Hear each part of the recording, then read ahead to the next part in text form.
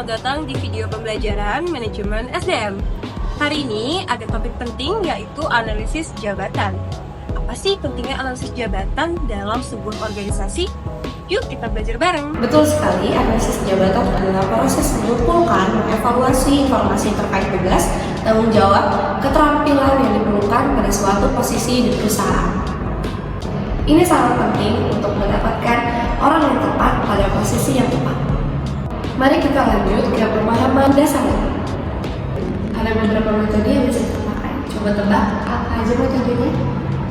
Wawancara dengan karyawan, Bu. Bagus, wawancara langsung bisa mengetahui detail pekerjaan yang tidak bisa terlihat di atas kertas. Baik, kita perlu memahami lebih dalam peran customer service di perusahaan kita. Baik, bisa ceritakan aktivitas harian Anda sebagai customer service? Baik, yang pertama itu saya menangani keluhan pelanggan, kemudian saya menjawab pertanyaan dan juga saya memberikan solusi. Kemudian yang terakhir itu saya juga mengupdate data karyawan setiap harinya. Apakah ada tantangan tertentu dalam pekerjaan ini? Ya, kadang pelanggan marah dan butuh kesabaran ekstrasi, jadi kemampuan komunikasi sangat penting. Dari hasil ini kita bisa simpulkan bahwa customer service butuh keterampilan komunikasi, empati, dan ketahanan emosional. Ini akan kita masukkan ke dalam spesifikasi jabatan. Berikut kelebihan dari wawancara. Melalui komunikasi langsung secara tatap muka, interaksi yang terjadi memungkinkan adanya respon timbal balik yang tidak dapat diperoleh melalui metode lainnya. Memiliki tingkat akurasi yang tinggi dalam pengumpulan informasi dan memungkinkan untuk mendapatkan jawaban yang lebih rinci dan mendalam. Adapun kekurangan dari metode wawancara sebagai berikut. Yang pertama adalah membutuhkan partisipasi beberapa individu dari satu jabatan kerja untuk memberikan gambaran yang komprehensif. Kedua, harus mempertimbangkan aspek waktu, sumber daya manusia, dan situasi di lapangan. Dan memerlukan waktu yang cukup untuk menyusun pertanyaan yang cermat guna memperoleh informasi yang valid. Ada lagi metode lain? Observasi langsung juga bisa ya, Bu? Tepat sekali, observasi efektif untuk pekerjaan fisik. Selamat pagi. Pagi, Bu. Saya akan melakukan observasi mengenai tugas dan tanggung jawab Bapak sebagai sekretaris direksi. Mohon lanjutkan pekerjaan seperti biasa, saya akan mengamati dan mencatat. Baik, silakan.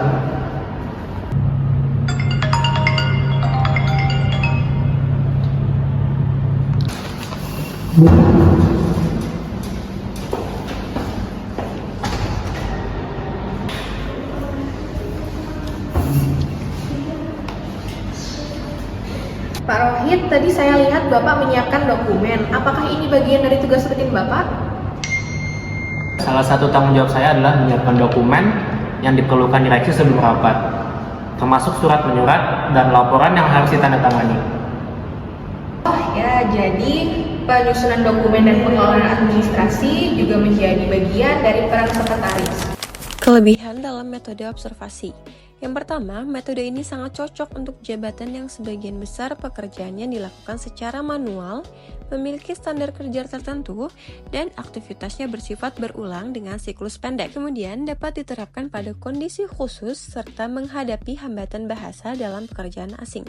Dan kekurangan dari metode observasi, yaitu pertama, memerlukan cakupan sampel yang representatif untuk menggambarkan perilaku kerja secara akurat. Kedua, prosesnya cenderung lambat, membutuhkan biaya tinggi, dan hasilnya kurang akurat karena tidak memperhitungkan aktivitas yang tidak teratur. Ketiga, kurang sesuai untuk jenis pekerjaan yang membutuhkan tingkat konsentrasi tinggi atau aktivitas kompleks seperti profesi pengacara, programmer, atau desainer teknik. Kalau dengan mengisi kuesioner, Benar, kuesioner lebih cocok pada pekerjaan yang lebih administratif. Semua metode tergantung jenis pekerjaan dan tujuan analisis kita.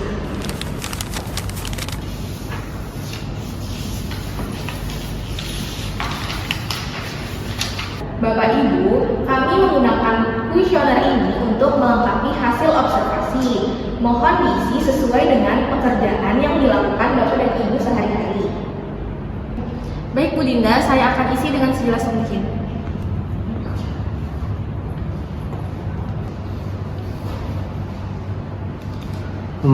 Apa saja tanggung jawab utama sekretaris direksi?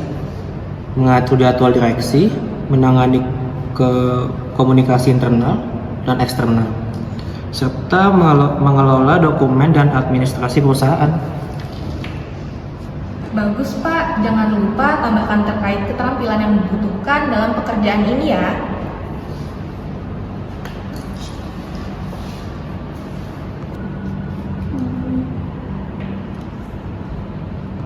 Dalam pengerjaan ini, apakah ada yang ingin ditanyakan? Tidak Bu, cukup. Sudah selesai Bu. Yang sudah mengerjakan kuesioner, silakan letakkan lembar kuesioner di hadapan saya.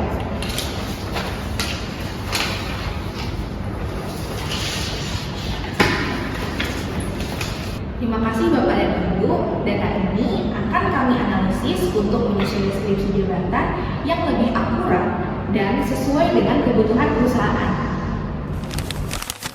Dalam metode kuesioner, terdapat kelebihan. Yang pertama, berpotensi besar dalam mengumpulkan informasi dalam jumlah yang banyak. Kedua, biaya yang dikeluarkan lebih rendah dan proses administrasinya mudah dilakukan. Ketiga, tidak mengganggu waktu kerja atau aktivitas produksi responden. Keempat, efisien dari segi waktu dan biaya, terutama jika digunakan untuk responden dalam jumlah besar. Selanjutnya, kekurangan dari metode kuesioner. Pada tahap pengembangan, memerlukan alokasi waktu dan biaya yang cukup besar, bersifat kaku sehingga rentan menimbulkan kesalahpahaman, tidak efektif untuk memperoleh informasi yang bersifat mendalam, dan beresiko memberikan kerugian bagi responden karena tidak dapat menilai tingkat kerjasama maupun motivasi mereka dalam mengisi kuesioner. Berikut manfaat analisis jabatan. Yang pertama, membantu proses rekrutmen dan seleksi, yang artinya memastikan perusahaan mendapatkan kandidat yang sesuai dengan kebutuhan pekerjaan. Mengidentifikasi keperluan, kebutuhan, pelatihan, dan pengembangan, yang artinya menentukan keterampilan yang perlu ditingkatkan bagi karyawan. Mengevaluasi pekerjaan yang ada, artinya menganalisis efektivitas suatu posisi dalam mendukung tujuan organisasi. Menentukan struktur organisasi yang lebih baik, yaitu membantu dalam pengaturan tugas dan tanggung jawab setiap jabatan sebagai dasar dalam sistem kompensasi dan penghargaan. Artinya, memastikan gaji dan tunjangan sesuai dengan beban kerja dan tanggung jawab. Memastikan rantai komando yang jelas, yaitu memberikan kepastian mengenai tugas dan tanggung jawab karyawan. Membantu dalam pengukuran kinerja karyawan, artinya menentukan standar penilaian kinerja yang objektif.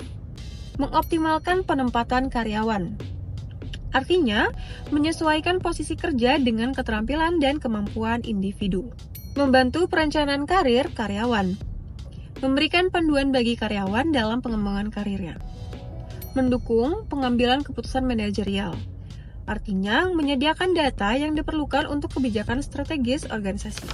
Tujuan dari analisis jabatan ada job description, klasifikasi jabatan, evaluasi jabatan, desain dan desain ulang jabatan, kelompok dan sistem, persyaratan dan spesifikasi SDM, penilaian kinerja, pelatihan efisiensi perencanaan kerja dan persyaratan dan kuasi hukum.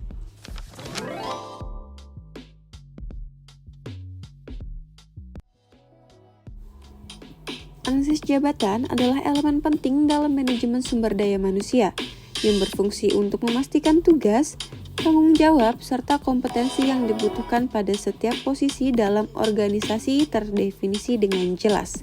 Ini membantu dalam proses rekrutmen, seleksi, pelatihan, pengembangan, dan evaluasi kinerja karyawan agar lebih efektif dan efisien.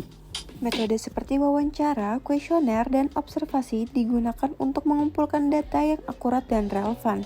Dengan analisis jabatan yang baik, organisasi dapat menyelaraskan kebutuhan kerja dengan kemampuan karyawan, mendukung pengambilan keputusan manajerial, serta beradaptasi dengan perubahan di masa depan demi mencapai tujuan strategis secara optimal.